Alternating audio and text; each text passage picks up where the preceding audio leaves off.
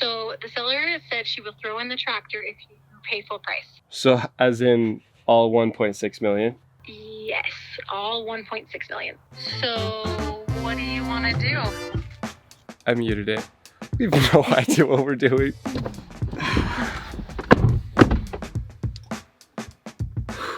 Where do we start?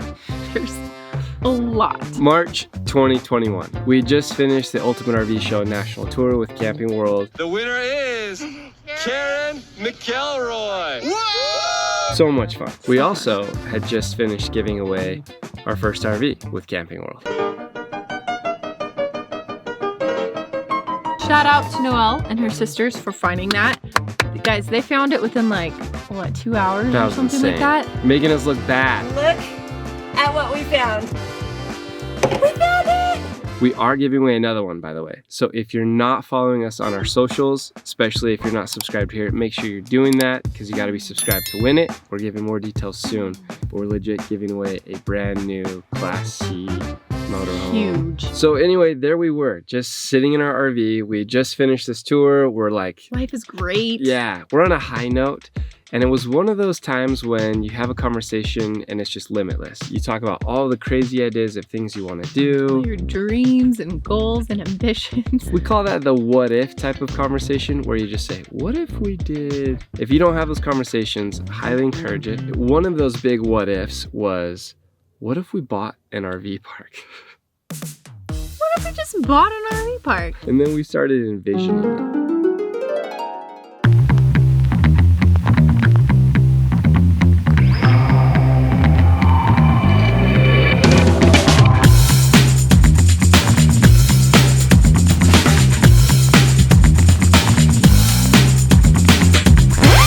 We don't have that kind of money though.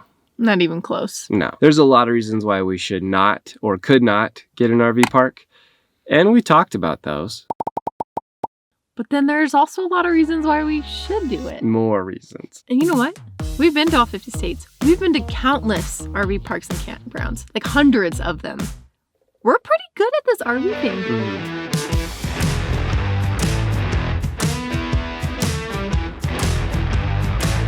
Anyway, we do what most of you do, where we just talked about it, and that was it.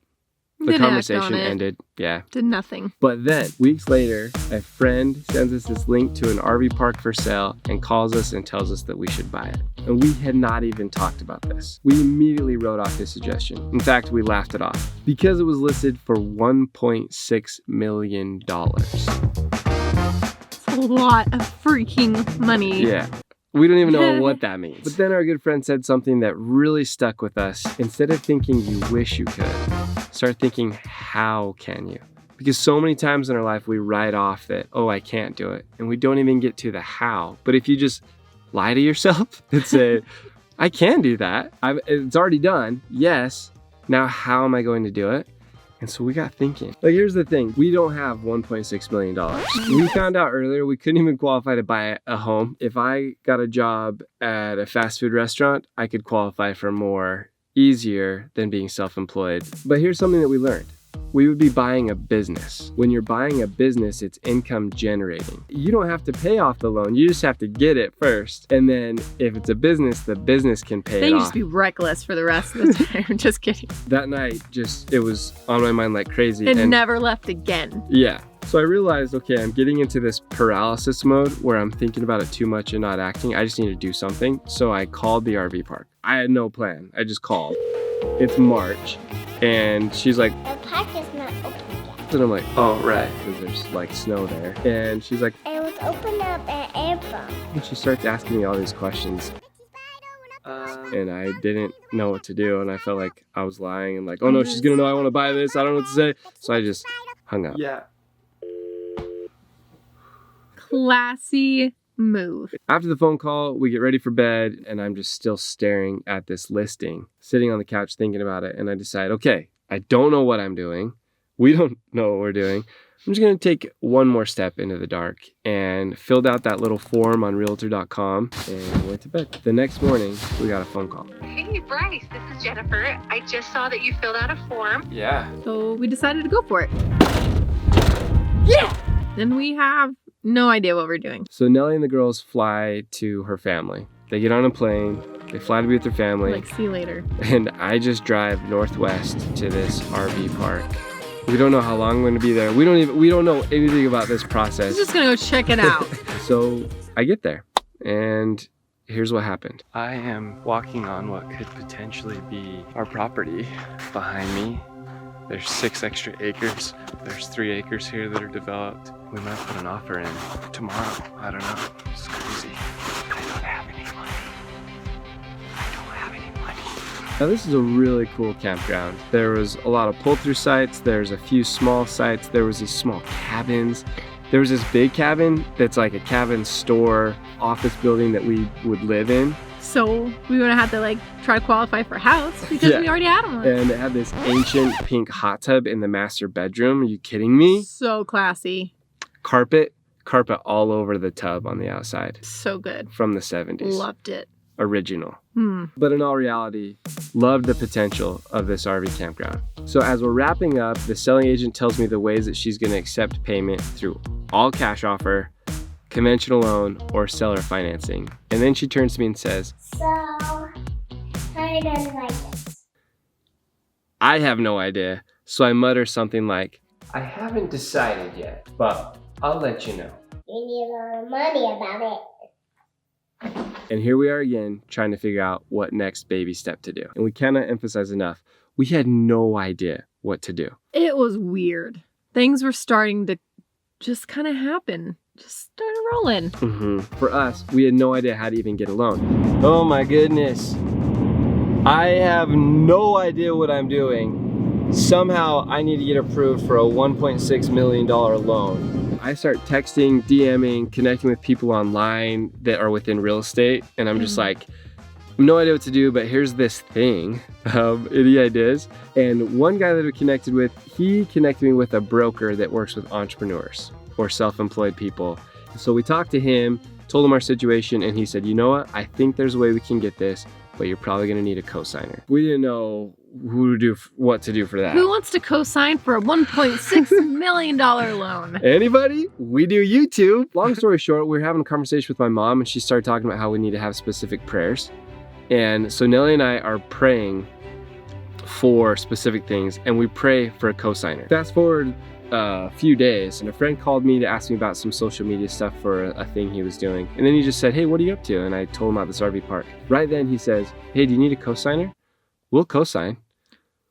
On his own, just brought it up and said, hey, do you need a cosigner? We'll cosign. I was like, funny you should say that.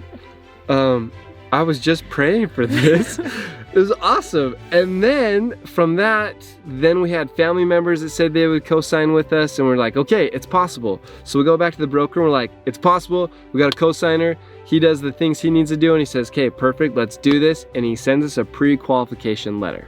Oh my gosh. I still get like the chills reading this. To whom it may concern, this letter is to confirm that I have met with Bryce Jurgy and taken a full loan application. He has been fully pre-approved for a commercial conventional loan on a purchase price of $1.6 million. Hashtag death, hashtag miracles. We got this pre-approval letter the day after my birthday. I'm crying, emotional, and like, we're gonna do this. And then my dad makes a comment. He's like, you still don't have it yet. I was like, oh yeah. But the biggest hurdle in our minds, we had just stepped over. We decided to put an offer for 1.5, not 1.6. Okay. Just felt good. Just like a good number. Yeah. And you're like, okay, that's still a lot of money. It is, but it's still a lot less than 1.6. We put in the offer. The next day, the seller calls us and she says, I'm okay with the price. but I don't want to wait for bank financing and the contingencies. She says, I will wait for the bank. Can you drop the contingencies? So basically she's asking, if there's something broken, I don't want to have to fix it and that to throw off the sale. I don't want you to know anything, basically. Because then we were like, what is she hiding? And we were like, no, because it's $1.5 million. We can't just spend that money on a broken RV park. Yeah, like we need it to be working to be able to pay this off. So we decide, let's do our own due diligence. During this time, it hasn't sold yet. It probably won't sell. Let's just do our due diligence. So we spend weeks, months looking at everything. There's so many things, guys. There's permits, there's zoning ordinances, there's septic, water, electricity, piping, area limitations, and that. And so we found out that there was some issues with the septic and water, and it was going to cost a lot more, or we might not be able to do some of the things. So it definitely put the brakes on. But then we finally found out a way to make it work. And all the numbers checked out, and so we decided we're going to go for it. We're going to put in an offer. We're going to drop the contingencies because we now know and we have approvals and things in writing that we can get things done. So we're going to do it. And we went to bed feeling good. We are about to call her and put in an offer, and we wake up to a text from our realtor. Hey Bryce, not good, give me a call. So she woke up to this all cash, no contingency offer from some rando person who came out of nowhere and is like who does that? Hey, I want to buy this 1.6 million property. I don't need to look into the specs. Yeah, let's buy it. Give it to me. I want it. Let's buy it. You know who does it? A baller. Ballers do that. People are on this next level that we're not. And so she said she's likely to sign this afternoon. So we started throwing the towel. But then we're like, oh, we still feel this pull. And so we're like, what can we do? How can we do this? We just worked so hard to get to this point. We've done all the work. Yeah. How can we make this happen? So we're praying to know what to do. Honestly, a dear, dear friend comes to mind. Basically family. He works at an investment firm. So I just thought, I'm just going to call him and ask his advice. I explained the situation. I'm open to all options. And he said, hey, can you send me an email about all that? And I was like, yeah. And he's like, okay. Also, send me your wire info and I'll just wire you the money. Wait, what? Yeah. This place makes sense, right? You ran through all the numbers with me. It'd be a good investment. It's a great opportunity for all your viewers and your audience. You can create this beautiful RV campground. And so he said, call her, tell her you're gonna get it. I'll wire you the money to at least put down. We're celebrating. We're like, how in the world is this happening? Another hurdle we just overcome. Like, this is so great. We called our realtor to tell her. We called family. We asked other people if they thought it was still a good idea. We took like an hour to talk to all these people, and then we called the owner to say, hey, just want to let you know, we're gonna buy it. We'll buy it. Oh, I'm so sorry, honey. I just signed. She didn't wait. Cue crying and disappointment and crushed dreams. Yeah. I just got teary-eyed just replaying that in my head. But that's not how the story ends.